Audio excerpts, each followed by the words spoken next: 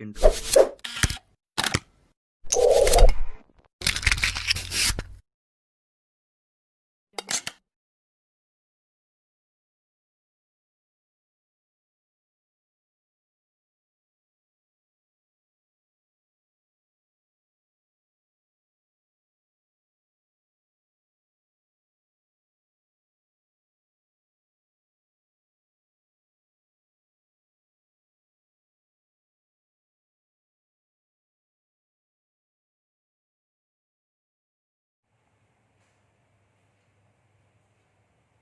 Assalamualaikum warahmatullahi wabarakatuh. Perkenalkan, nama saya Lailis Ayu Nur Cahyani, mahasiswa PPG Prodi Pendidikan IPA Angkatan 2 tahun 2020 Universitas Negeri Malang. Pada kesempatan kali ini saya akan mengikuti uji kinerja praktek pembelajaran pada kelas 8 SMP Unggulan Al Hidayah Tarik Sidoarjo.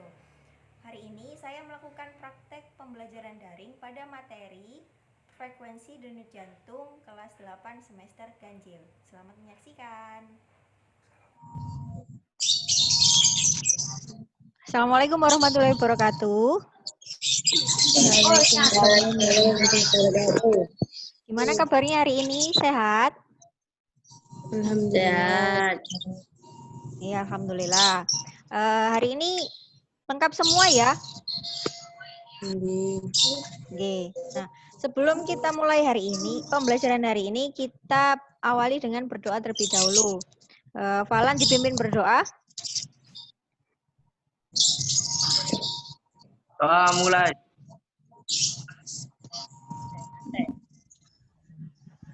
Ada kita.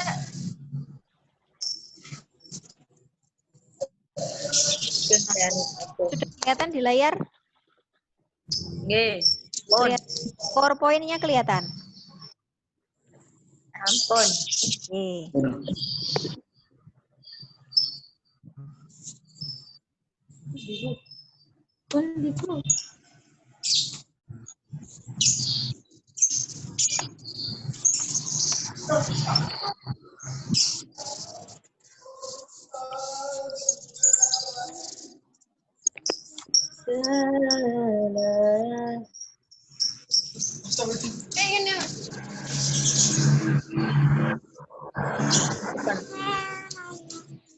Nah, kemarin kita sudah belajar tentang apa?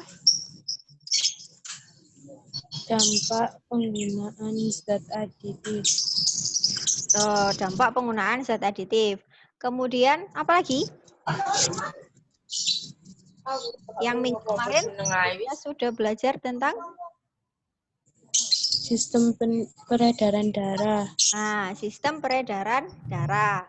Nah, pada sistem peredaran darah, organ apa saja yang tergolong dalam sistem peredaran darah? Darah, jantung, pembuluh. Darah, jantung, dan pembuluh. Ya, pintar. Nah, berikutnya, coba perhatikan di gambar. Pernahkah kalian merasa jantungmu berdegup kencang? Pernah. Nah, pada kondisi apa jantung kalian dapat berdebar kencang? Perasaan senang, sedih setelah lari atau bersepeda. Nah, contohnya jika kalian sedang merasa senang, maka jantung kalian akan berdegup kencang. Nah, selain senang, juga kalian pada saat kalian sedih, itu juga jantungnya juga berdegup kencang. Nah, selain senang dan sedih, apalagi tadi?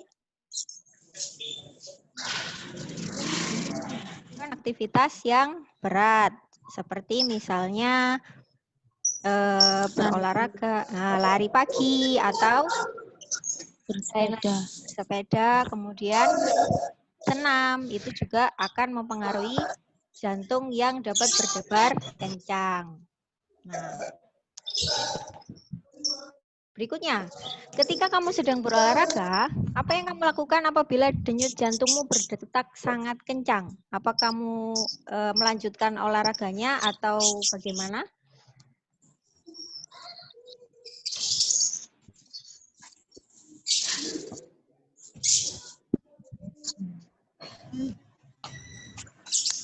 Jadi ketika kamu sedang berolahraga, apa yang kamu lakukan apabila jantungmu berdetak dengan cepat? Apakah kamu melanjutkan atau istirahat sejenak? Istirahat sejenak. Istirahat sejenak. Oke. Nah, berikutnya, hari ini tujuan pembelajaran kita adalah yang pertama, menentukan besar frekuensi denyut jantung. Kemudian yang kedua, menganalisis faktor-faktor yang mempengaruhi frekuensi denyut jantung. Dan yang ketiga, mengukur batas frekuensi denyut jantung maksimal yang sesuai dengan kemampuan maksimal tubuh dalam berolahraga. Kemudian yang keempat, menyajikan laporan hasil percobaan pengaruh aktivitas pada frekuensi denyut jantung. Dan yang terakhir, kita akan mempresentasikan hasil percobaan pengaruh aktivitas pada frekuensi denyut jantung. Ya, lumayan banyak ya hari ini belajarnya. Selanjutnya, agenda kita hari ini yang pertama, kita akan menghitung denyut jantung. Kemudian yang kedua, praktikum sesuai dengan LKPD yang ada di Edmodo, kemudian berdiskusi melalui Edmodo, dan kemudian presentasi hasil penyelidikan melalui Zoom meeting, dan yang terakhir mengerjakan kuis di Edmodo. Dari sini ada yang ditanyakan? Oke, lanjut ya. Oke, untuk penilaian hari ini, yang akan saya nilai adalah penilaian sikap, penilaian sosial, keaktifan kalian ketika diskusi, kemudian keaktifan kalian bertanya dan berpendapat, dan yang terakhir ada penilaian kuis.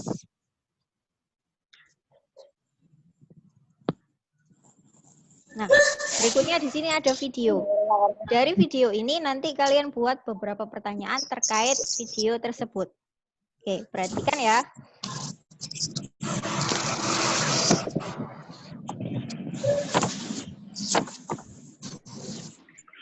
Videonya bisa terlihat? Bisa.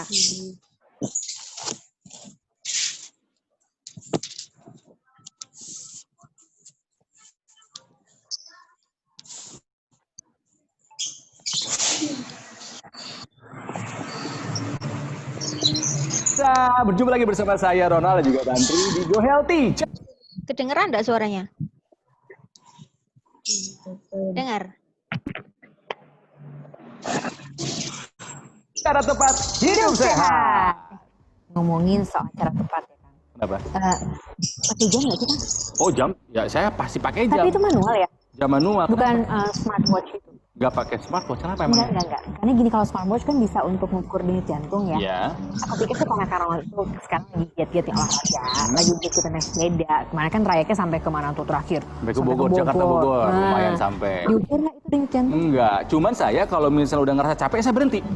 Itu cara yang tepat atau kita harus betul-betul mengukur? Nah, itu dia tuh. Saya memang tidak mengukur, saya tidak tahu tuh berapa jumlah denyut jantung saya per menit. Cuman kalau capek saya berhenti. Tapi apakah itu cukup untuk tahu kapasitas tubuh kita ya? Ada Bang Faidon di sini. Hai Bang Faidon. Hai Kang Ronald, hai Mbak Tantri. Gimana? Bang Faidon, iya benar. Saya tuh lagi senang berolahraga. Mungkin juga pemirsa sekarang memang lagi rajin olahraga lagi. Gitu.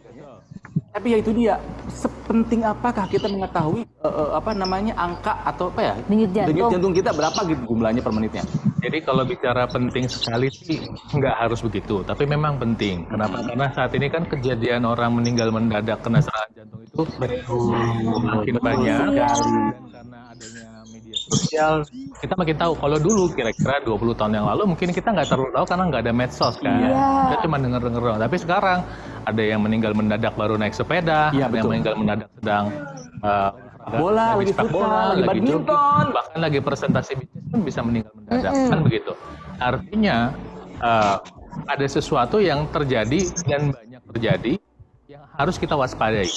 Ya. Itu yang namanya serangan jantung. Nah, serangan jantung ini sendiri sebetulnya beberapa penyebabnya dan kemudian konteksnya itu ada beberapa macam yang berbeda. Misalnya ada yang namanya serangan jantung, ada yang namanya henti jantung.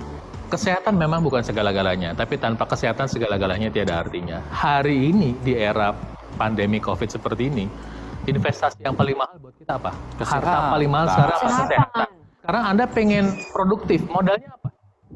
Sehat. Tapi ketika bicara sehat, mungkin Anda tidak mau berinvestasi untuk belajar dulu. Nah, Nah, ketika belajar itu berarti kita harus belajar ada alat ukurnya. Minimal pemeriksaan lab misalnya. Ya. Periksalah gula darah kita, kolesterol kita, Ini ya, trigliserid yang kita, resiko-resikonya diabetes ya. kita. Kemudian satu lagi nih, ketika berbicara olahraga, kita bicara ukuran denyut nadi, ya, detak jantung. Kenapa? Ini penting. Sebab apa? Supaya kita ada batasannya. Fisik Anda memang harus dituntut bisa diatur waktunya supaya kapan olahraga, kapan istirahat. Jadi ketika olahraga pun tidak berlebihan. Bukan hanya resiko serangan jantung, tapi supaya kita bisa fit, bisa kembali fit buat bekerja. Makanya kita butuh alat ukur. Nah, hari ini kita mau belajar tentang pengukuran denyut jantung pada saat olahraga. Oke, nah kalau soal gejala, ini kan resiko nih ya. Ya.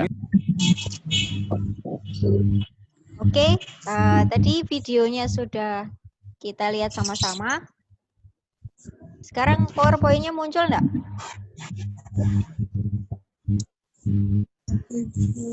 Muncul. Muncul ya. Oke. Setelah kita melihat videonya bersama, nah sekarang coba kamu rumuskan beberapa pertanyaan atau rumusan masalah. Jadi rumusan masalah yang terkait dengan video yang sudah kita lihat bersama, kira-kira menurut kalian apa saja yang menjadi rumusan masalah? Coba rumusan masalah. Bagaimana cara mengukur denyut jantung? Nah, ya. Jadi yang pertama ada bagaimana cara mengukur denyut jantung. Oke. Kemudian yang kedua, Apa saja yang memengaruhi denyut jantung? apa saja yang mempengaruhi denyut jantung? Oke. Kemudian ada lagi, Mengapa perlu mengukur batas denyut jantung maksimal? mengapa perlu mengukur batas denyut jantung maksimal? Oke, kita itu tadi beberapa pertanyaan tentang video. Nah, sekarang kita catat terlebih dahulu. Jadi yang pertama ada bagaimanakah cara menghitung denyut jantung? Kemudian yang kedua ada apa saja yang mempengaruhi denyut jantung? Dan yang ketiga, mengapa perlu mengetahui atau mengukur batas denyut jantung maksimal? Nah, kemudian berikutnya. Nah, setelah kita menemukan rumusan masalah, maka kegiatan selanjutnya adalah kita mengembangkan menjadi hipotesis. Kita merumuskan hipotesisnya terlebih dahulu sebelum kita melakukan percobaan. Nah, hipotesis itu apa? Hipotesis itu adalah jawaban sementara dari rumusan pertanyaan. Nah, menurut kalian, hipotesis dari rumusan masalah yang tadi sudah kalian sebutkan apa? Yang pertama, untuk rumusan masalah yang pertama, hipotesisnya adalah Mengukur denyut jantung dilakukan dengan menghitung banyaknya denyut nadi. oke, mengukur denyut jantung dapat dilakukan dengan mengukur denyut nadi. Kemudian untuk hipotesis yang kedua, Jenis kelamin dan aktivitas tubuh memengaruhi denyut jantung. jenis kelamin dan aktivitas tubuh mempengaruhi denyut jantung. Jadi seperti yang sudah dijelaskan di video, ketika kita berolahraga, denyut jantung juga akan meningkat. Oke, berikutnya. Nah, untuk kegiatan selanjutnya yaitu kalian harus melakukan percobaan sesuai dengan LKPD yang sudah ada di Edmodo. Nah, itu kalian kerjakan seperti biasa. Kalian lakukan percobaan mengukur denyut jantung di rumah masing-masing. Kemudian kalau sudah, kalian kirimkan LKPD-nya melalui live worksheet seperti biasanya. Kita akan ketemu lagi di Zoom 15 menit lagi ya.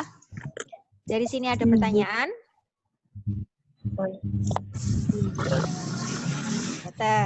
Oke. Kita akhiri dulu. Nanti kita ketemu lagi 15 menit lagi. Saya tunggu ya di link yang sama.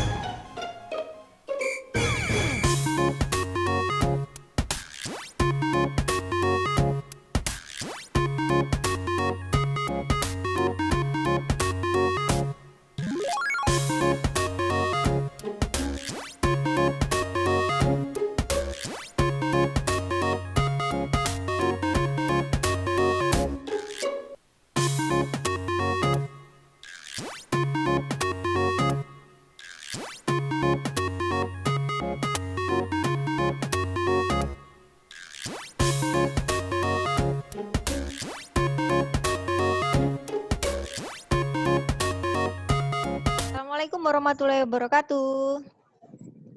Waalaikumsalam warahmatullahi wabarakatuh. Halo. Ye. Oke, lanjut. Gimana LKPD-nya sudah selesai dikerjakan? Sudah? Sampun. Ya, Oke, alhamdulillah. Oke, berikutnya kita akan presentasi. Di sini yang sudah masuk di email saya itu ada LKPD-nya siapa ini? Bunga. Nah, coba Bunga dipresentasikan. Tadi rumusan masalah atau identifikasi masalah sudah kita bahas di awal. Kemudian lanjut saja ke pengumpulan data. Yang pengolahan data. Ye, langsung saja yang pengolahan data, jawabannya langsung dibaca. Nadi merupakan pembuluh arteri. Arteri merupakan pembuluh darah yang mengalirkan darah keluar dari jantung. Apabila bagian ventrikel berkontraksi untuk mendorong darah keluar dari jantung, maka akan menyebabkan pembuluh arteri mengembung atau merentang. Pengembungan dinding-dinding arteri ini sejalan dengan setiap detak jantung. Adanya pengembungan pada dinding arteri ini menyebabkan kita dapat merasakan denyut nadi. Oleh karena itu, kita dapat menghitung denyut jantung dengan cara menghitung denyut nadi. Oke, jadi jawabannya nadi merupakan pembuluh arteri yang bertugas untuk menyalurkan darah yang dipompa jantung. Kemudian, setiap denyutan jantung untuk memompa darah akan diteruskan oleh nadi ke seluruh tubuh. Sehingga denyut pada nadi sama dengan denyut pada jantung. Sebelum saya lanjutkan, ini yang di layar kelihatan enggak gambarnya? Kelihatan. Oke, dilanjutkan dibaca yang di layar saja. Yang nomor 2. Pada umumnya perempuan memiliki frekuensi yang lebih tinggi daripada laki-laki. Pada kondisi normal, perempuan memiliki denyut sekitar 72-80 denyut atau menit. Sedangkan laki-laki berkisar antara 64-72 denyut atau menit. Oke. Nah, dari yang sudah dipresentasikan tadi, kalian sudah dapatkan data, diantaranya kondisi duduk santai, kemudian berjalan santai, dan berlari kecil.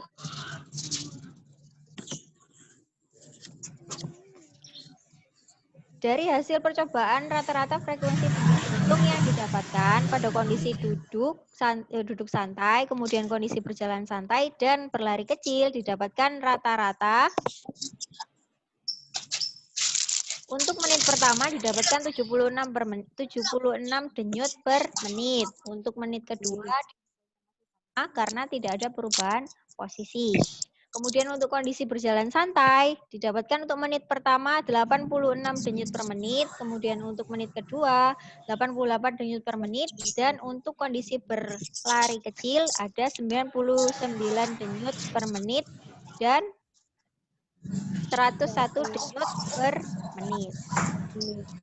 Dari data-data yang sudah didapatkan ini dapat dibuat grafik hubungan antara aktivitas dengan frekuensi denyut jantung seperti yang sudah kalian lihat di layar. Ini untuk yang warna hijau, ini untuk durasi 1 menit. Untuk yang warna pink, ini untuk durasi 2 menit. Dari grafik dapat diketahui antara duduk, kemudian berjalan dan berlari itu ada peningkatan denyut jantung. Sehingga grafiknya akan mengalami kenaikan. Kemudian berikutnya, mengapa perlu melakukan pengukuran frekuensi denyut jantung? Seperti yang sudah kalian presentasikan tadi, jadi yang pertama itu adalah untuk menentukan kesehatan dan kebugaran tubuh kita secara keseluruhan. Kemudian untuk atlet atau olahragawan, biasanya memeriksa denyut jantung rata-rata mereka untuk pemantauan kesehatan.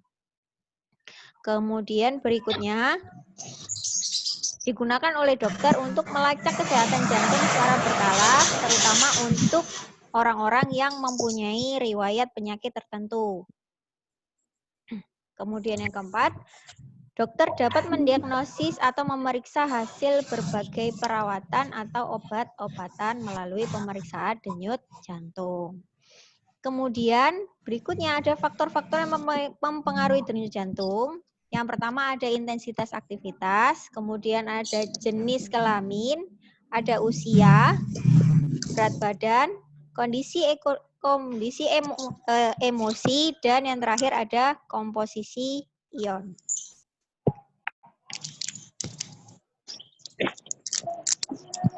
Kemudian mengapa perlu mengukur batas detak jantung maksimal atau yang disebut dengan DJM? Yang sudah dipresentasikan tadi, seseorang sebelum melakukan aktivitas fisik yang berat harus mengetahui batas DJM yang berlaku pada tubuhnya. Nah, hal ini untuk apa? Yaitu bertujuan untuk mendeteksi kemampuan tubuh, khususnya jantung, untuk melakukan tugasnya dalam menopang kesehatan tubuh. Nah, selain itu, apabila denyut jantung sudah melebihi batas DJM atau detak jantung maksimal, maka aktivitas tubuh harus dihentikan. Apabila masih dipaksakan melakukan aktivitas, maka hal tersebut dapat mengakibatkan resiko serangan jantung.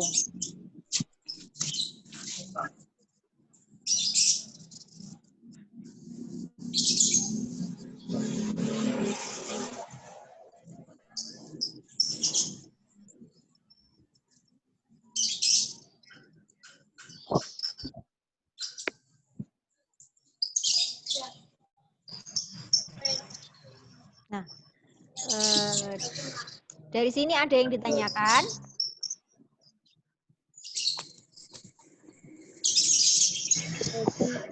Sudah jelas ya?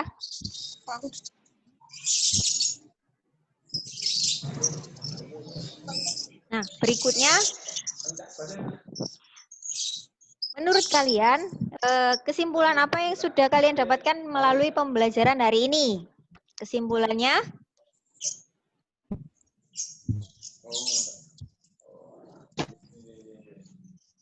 Cara menghitung denyut jantung dapat dilakukan dengan menghitung denyut nadi dari pergelangan tangan. Oke, pintar. Jadi kesimpulan yang pertama yang kita dapatkan adalah cara menghitung denyut jantung dapat dilakukan dengan menghitung denyut nadi, terutama pada pergelangan tangan. Kemudian kesimpulan yang kedua ada Faktor yang mempengaruhi jenis kelamin, aktivitas, usia, berat badan, keadaan emosi, keadaan ion. Oke, bagus. Faktor yang mempengaruhi denyut jantung diantaranya ada jenis kelamin, aktivitas, usia, berat badan, keadaan emosi. Kemudian yang terakhir ada komposisi ion. Ion. Bentar. Kemudian yang terakhir, kesimpulan yang terakhir ada Batas DJM digunakan untuk mengukur kemampuan detak jantung maksimal untuk melakukan aktivitas dan mencegah terjadinya serangan jantung. Oke, jadi kesimpulan yang ketiga, batas DJM atau detak jantung maksimal itu digunakan untuk mengukur kemampuan detak jantung maksimal seseorang dalam melakukan aktivitas. Dan dari situ dapat digunakan untuk mencegah terjadinya serangan jantung. Oke, dari sini ada yang ditanyakan?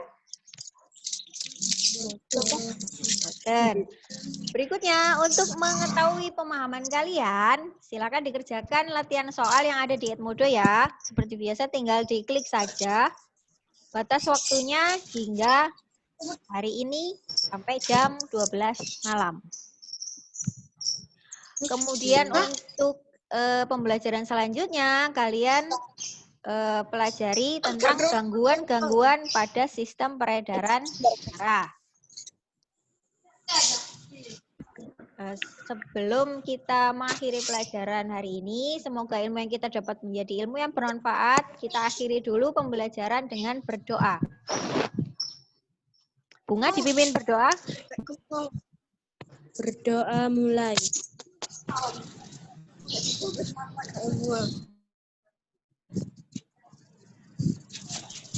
Berdoa selesai. Oke, berdoa selesai.